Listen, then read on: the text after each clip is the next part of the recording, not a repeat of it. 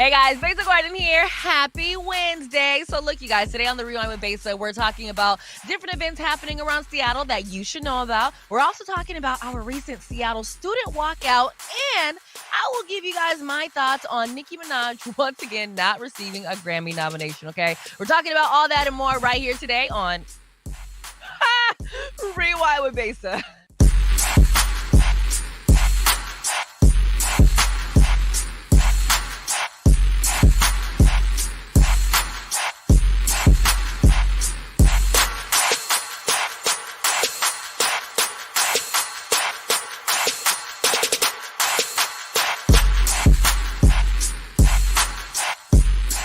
All right, you guys, first things first, let's talk about these events that you need to know about. For starters, of course, we have my Real Seattle Media Mixer. This is going down today over at Sugar Hill. My good sis DJ Lady Coco is going to be once again spinning R&B music and Afro beats. Now, panel-wise, I wanted to do it on TikTok, Reels.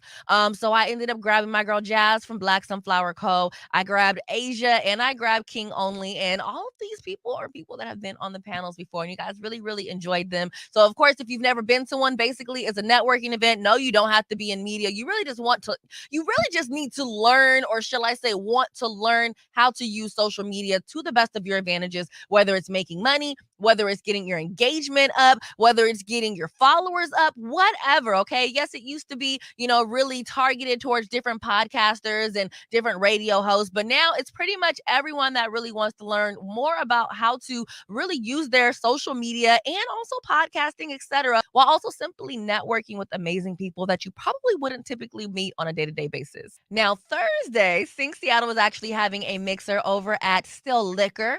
On Friday, there is going to be another Afrobeats party over at Red Lounge. As you can see, these parties are getting a lot of attention. I keep telling you, if you guys are looking for something to do on a Friday, go on over to Red Lounge, hang out with my buddy DJ Naram, get your life with all of the amazing music, vibes, and I don't think I've ever had a crazy experience since I've ever gone there. So definitely go there. And if you want some good Caribbean food, pull up before the club night starts, because that is where Taste of Caribbean is at, if you've ever been wondering. Now, Friday, I will actually be in Portland for Trap Kitchen Weekend, and I cannot wait, okay? I ended up actually going on Saturday just to check out the food once again, check out the space of where Trap Kitchen Weekend is going to be at, and I cannot wait, you guys, okay? Between the food, the amazing vibes, heck, there's even a mixer that's going to be happening on Friday before the actual event and concert starts. So if you need more information about Trap Kitchen Weekend, definitely head on over to roselandpdx.com. That way you can not only get your tickets, but learn more about this amazing event. Now, also, you guys, I've never heard of this event, but if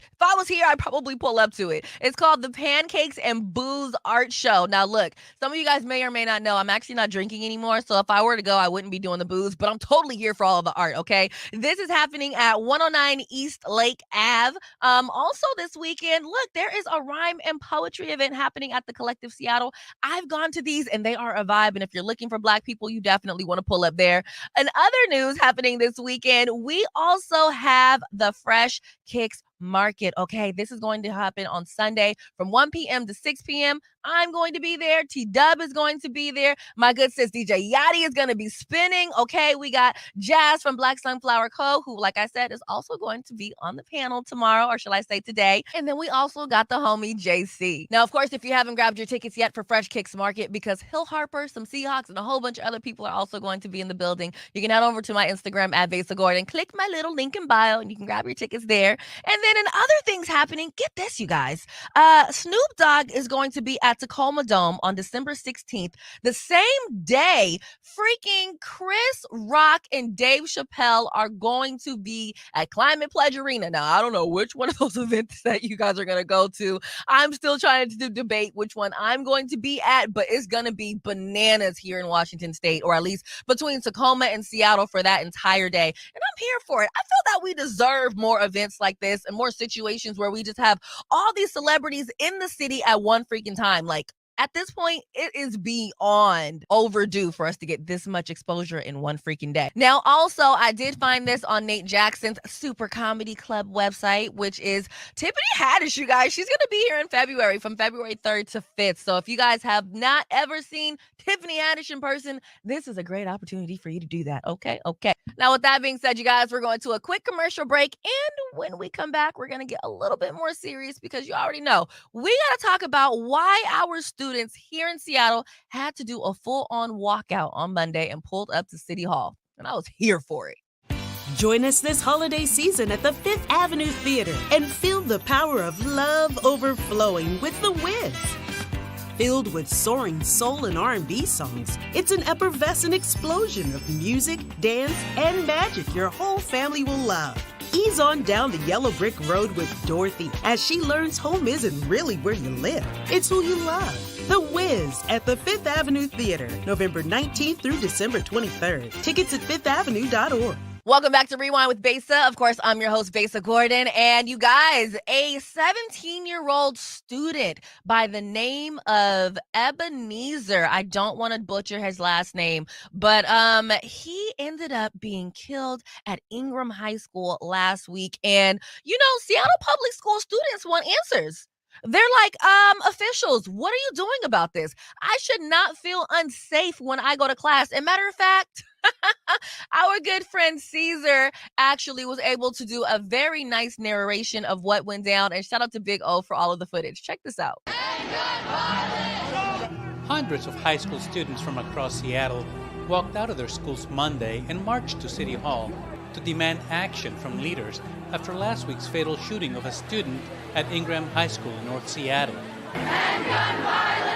Many of them carried signs outlining their demands and decrying misplaced priorities.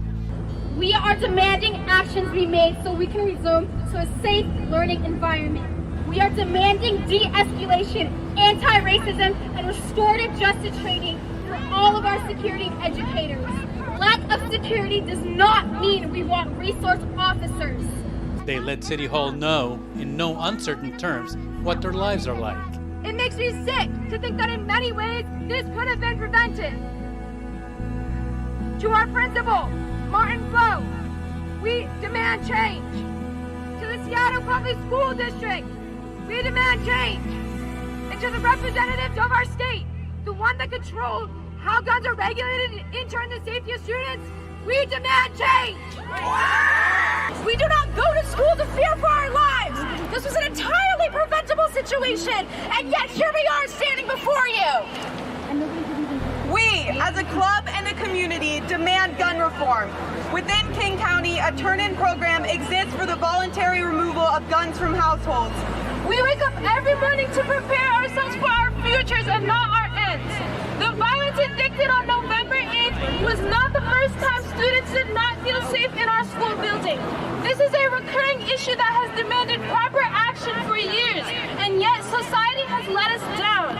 Administration is letting us down. The district is letting us down. Members of the council joined the students, including Deborah Juarez, who addressed them. We have failed you. As your parents, as protectors, you should not have to learn the terms of active shooter, a reunification area. The school district has failed them, and even our... Some of the students recounted their harrowing experience during the shooting. The feeling of hopelessness and uncertainty was overwhelming, stuck wondering if I had to face something that I wouldn't or couldn't walk away from. All I knew was that I needed to do whatever it took to keep my classmates safe. My classmate Nick Babington and I grabbed filing cabinets and anything we could find to barricade the door. After securing the room the best we could, we started saying our goodbyes. With shaking hands, I called my father to make a phone call I never imagined myself making. The other 7 people in the room with us were saying their own goodbyes and I love you.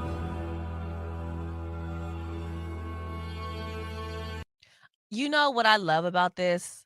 These students are not playing with you officials, okay? You know, I don't know what necessarily happened with us millennials, and maybe we just didn't have anything as crazy that went down, or maybe I just wasn't really a part of it. But what I do know is that this generation of students, they're not playing with you guys. They want you to get it together. They want you to do your job. They want you to make sure that they are safe, as they should. There is no reason for these students to be going to school worried about if they're going to be able to make it home or not. There is no reason for students to be going to class feeling like they need a bulletproof vest and like they might have to make sure that they can see what weapons are around the classroom to where they can maybe barricade a door if they need to.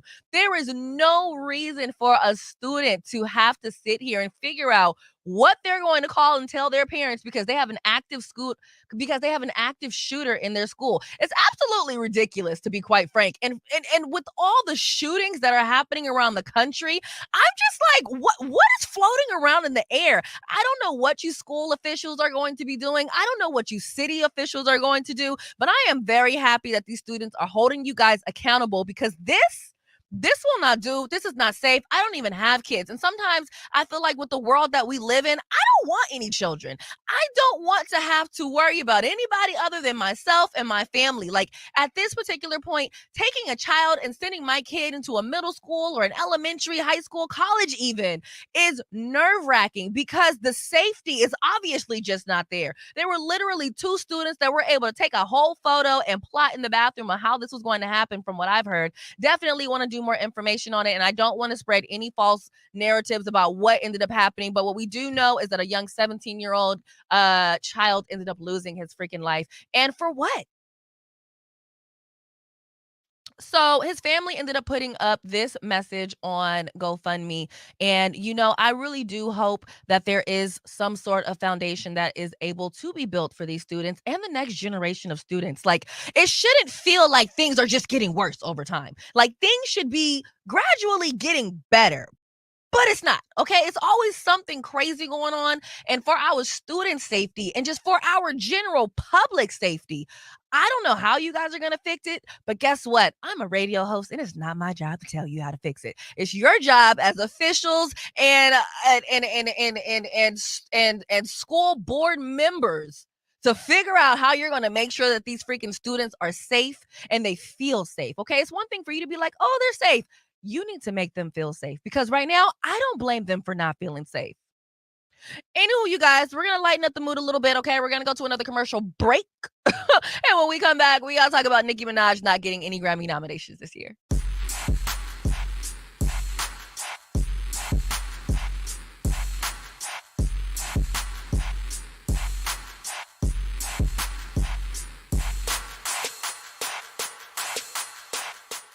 Welcome back to Rewind with Besa. Of course, I am your host, Besa Gordon, and the internet was set ablaze, okay? Every year, you get your Grammy nominations, and you always have people that, some people are like, oh, this person deserved one, this person didn't deserve one. Child, they messed around and gave Glorilla and Lotto Grammy nominations before Nicki Minaj. Now, here's the catch-22 with this, okay? Nicki Minaj really only dropped one song over this last year that would have allowed her to be nominated for a Grammy. The song was Super Freaky Girl, right? And a lot of people assumed that that song was going to be her song to get her Grammy nomination. However, this is something that I've been saying a lot. There is a lot of music these days that is good, but is it put it on replay good, right? And then sometimes when it goes number 1 on these Billboard charts, it's not necessarily that people really like the song.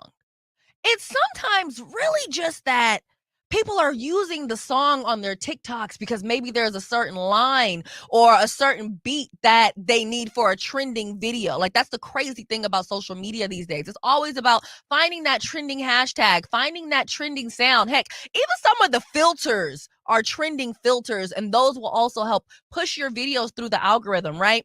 Or in this particular case, push your songs through the algorithm and up the charts.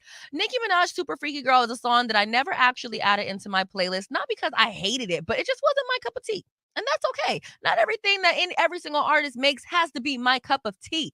However, an artist like Nicki Minaj that has been out for all these years, there's a lot of people that are honestly saying it would have been a slap in her face had they have given her a Grammy for this particular song. It almost would have been, at least this is what people are saying, It almost would have been like, oh, okay, we just have to give Nicki Minaj a Grammy. Now, as someone that is a part of the Recording Academy, I am not a voting member, so I don't really have the answers for you. Okay. And don't get me wrong, I do want to become a voting member one day, but until then, I'm okay, because it makes it to where I don't have to answer these kind of questions as to why certain artists are getting nominated and why other artists aren't getting nominated. It's just not my department, okay? But I will say this, at this particular point, with artists like Lotto, Glorilla, Megan Thee Stallion, Cardi B even, and so many more who have all been so inspired by Nicki Minaj over the years. It is kind of crazy that she's never been nominated for a Grammy. But I don't know if she's ever going. I don't want to necessarily say that Nicki Minaj is never going to get her moment, because that's not fair. Like, she could honestly come out with a brand new song in like January that might end up being her like just song that creates a whole Post Malone moment. Like, you know how Post Malone will drop new music and then all of a sudden we have to hear that song for like the next 2 or 3 years. Like, that is what Nicki Minaj needs. And I know some people feel like at her age it's almost impossible, but isn't Beyonce older than Nicki Minaj? So at this particular point, it kind of becomes a thing of, is it about Nicki Minaj's music, or is it about Nicki Minaj potentially being snubbed? I don't have the answers. I really, really don't. But do I necessarily think that Super Freaky Girl needed a Grammy? No, I do not. I really, really don't. I don't think that song was that epic. However, does it necessarily deserve a Grammy? Or shall I say, does Nicki Minaj deserve a Grammy over someone like Glorilla or a Lotto? I don't know. Because again, I'm not a voter. And I think what sometimes ends up happening is we end up taking it so personal to where we're like, Nicki Minaj deserves a Grammy over Lotto because she's been out here longer. Nicki Minaj deserves a Grammy over Glorilla because Glorilla just got here. Yes, these may all be technical things, but in terms of the music and the music that's trending and the music that's doing ratings right about now, I can't necessarily say that that's a necessary truth at this particular moment. However, I do find it very, very interesting that Nicki Minaj does not have a single Grammy. I do find it interesting that apparently she's never even been nominated for a Grammy.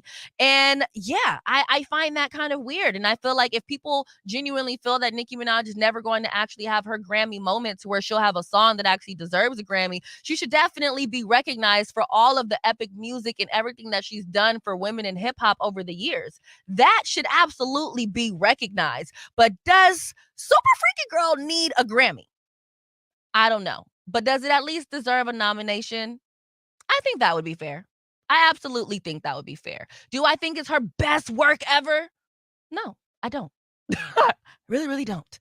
I also feel like Nicki Minaj has had bigger songs than that absolutely should have been nominated. But hey, here we are right now. It's not like we could just go backwards in the time machine and be like, oh, okay, well, we're not going to nominate her for Super Freaky Girl, but, you know, we can definitely nominate her for Super Bass or Anaconda. And maybe they can. Again, I don't necessarily know the rules. Okay, I don't really know how that works. But I know that Beyonce is definitely killing the charts. But apparently Beyonce has never gotten Album of the Year, but she's always being nominated for it. So, you guys, we will absolutely see what ends up happening this year with the Grammy nominations and who actually wins. But in the meantime, between time, we're going to go to one more commercial break. And then when I come back, we are going to end today's show. We did it again. Another year at Seattle's iconic Paramount Theater is in the books. A true experience that would live with us forever. We want to say thank you to all of our amazing guests for taking the time to join us, share your stories, and be vulnerable. We want to say thank you, our amazing fans and supporters who joined us live in the theater and watched the broadcast online. A huge thank you to the Seattle Theater Group for your years of partnership that continue to grow stronger and your intentionality to uplift Black voices in our community. And last but absolutely not least, thank you to Converge Media's official production partner from day one, the Elite Collective, whose team of producers, directors, and camera operators once again created TV magic. Until next time, keep it locked right here to Converge Media as we continue to uplift Black voices in our community and beyond. If you have an event coming up, tap in with the Elite Collective for all of your event production needs. And of course, always remember, Black Media matters. All right, you guys, that is it for today's episode of Rewind with Besa. Of course, I am your host, Besa Gordon. And in case you missed the memo, you can now hear me right here in Seattle on Hits 106.1, 7 p.m. to midnight every single weekday. And on Sundays, I am on 12 p.m. to 3 p.m. And like I said, later on tonight is my Real Seattle Media Mixer. Starts at 8 p.m., ends at 11:11. That way everyone can make a wish at the end. And it will be at Sugar Hill this month. I have a very, very special announcement of what we're doing next month for the Real Seattle Media Mixer, but we're going to focus on this month right now. So in the meantime, between time, I hope that you guys have an amazing rest of your week. And you already know, make sure you keep that energy high. And of course, I got to toss this in. Make sure you do at least one thing that yourself will thank you for before the day is over. Bye, guys.